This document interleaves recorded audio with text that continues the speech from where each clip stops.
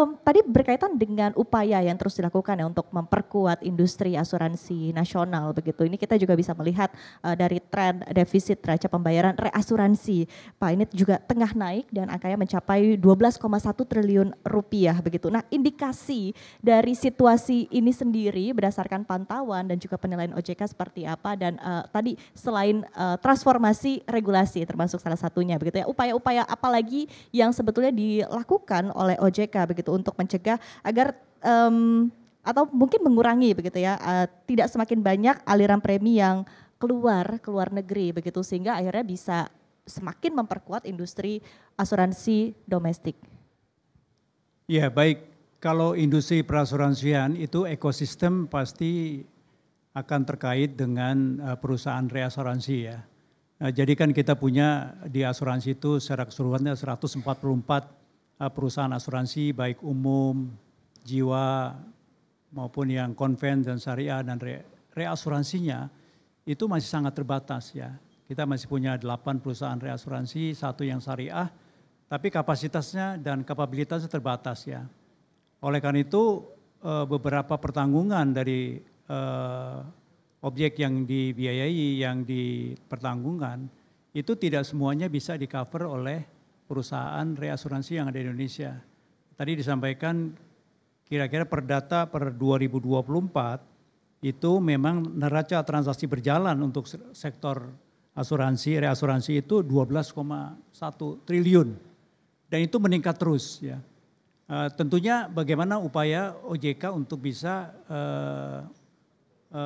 memecahkan masalah ini. Yang pertama tentu adalah peningkatan daripada kapabilitas, ya baik itu terkait dengan permodalannya maupun expertise. Karena beberapa proyek-proyek yang ada di Indonesia, terutama yang high risk ya, proyek-proyek yang kompleks itu tidak bisa ditanggung oleh perusahaan reasuransi yang ada di Indonesia. Maka itu mereka akan mencari perusahaan reasuransi yang ada di luar. Nah oleh karena itu adalah peningkatan daripada kapasitas di industri reasuransi di dalam negeri ya, baik permodalan maupun expertise ya. Di lain pihak juga kita mencoba untuk mengajak ya perusahaan-perusahaan global, reasuransi global untuk mempunyai kantor di Indonesia. Nah ini sekarang aturan yang diperkenankan adalah harus membentuk joint ventures di mana kepemilikan tetap maksimum 80%. Nah ini kurang menarik, bagi mereka itu kurang menarik, lebih baik mereka bikin kantor di Singapura, di Malaysia, atau di negara lain ya. Nah ini kita mencoba untuk bagaimana regulasi yang bisa memberikan suatu kesempatan, opportunity untuk mereka berkantor, memiliki perusahaan di Indonesia. Ini sedang kita bicarakan dengan kementerian terkait ya mengenai hal ini ya, supaya penutupan reasuransi itu tidak keluar semua, ya. Tapi ada yang di dalam negeri oleh perusahaan-perusahaan yang didirikan reasuransi dalam negeri ya, dalam bentuk JV ya.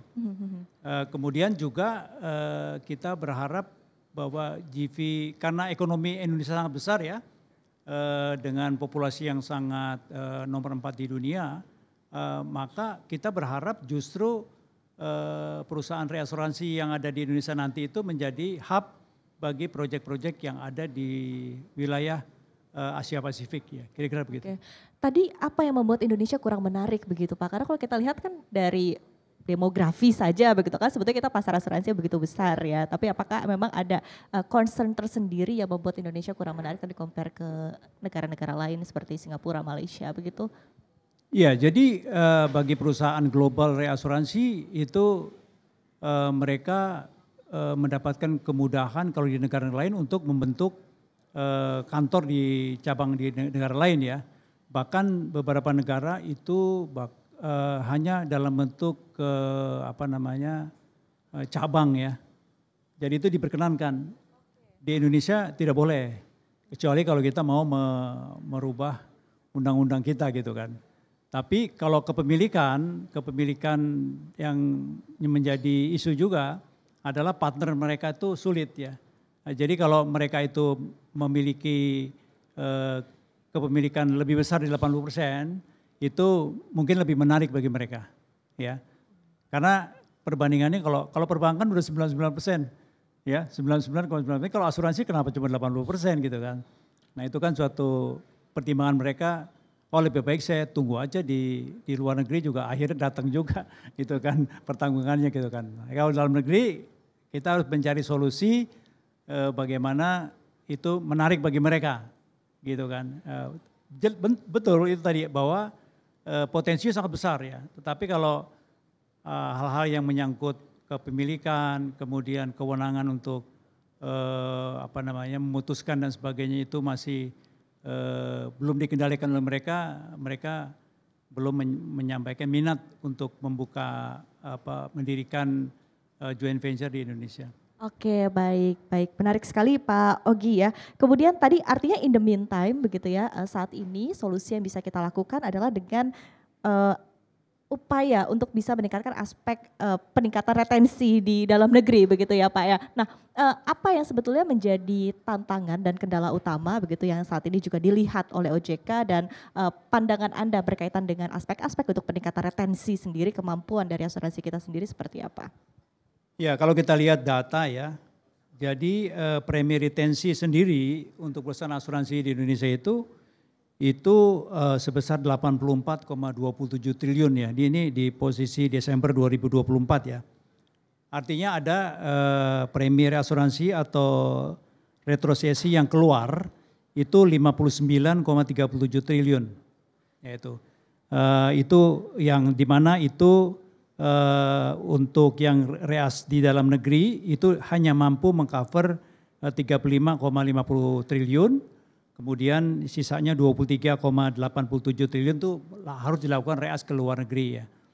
Nah seperti yang saya sampaikan tadi, untuk menangkap kemampuan kapasitas dari reasuransi ya kita harus melakukan perbaikan-perbaikan ya antara lain terkait dengan permodalan karena kapasitasnya terbatas berarti dia hanya mampu menanggung untuk reasuransinya juga terbatas.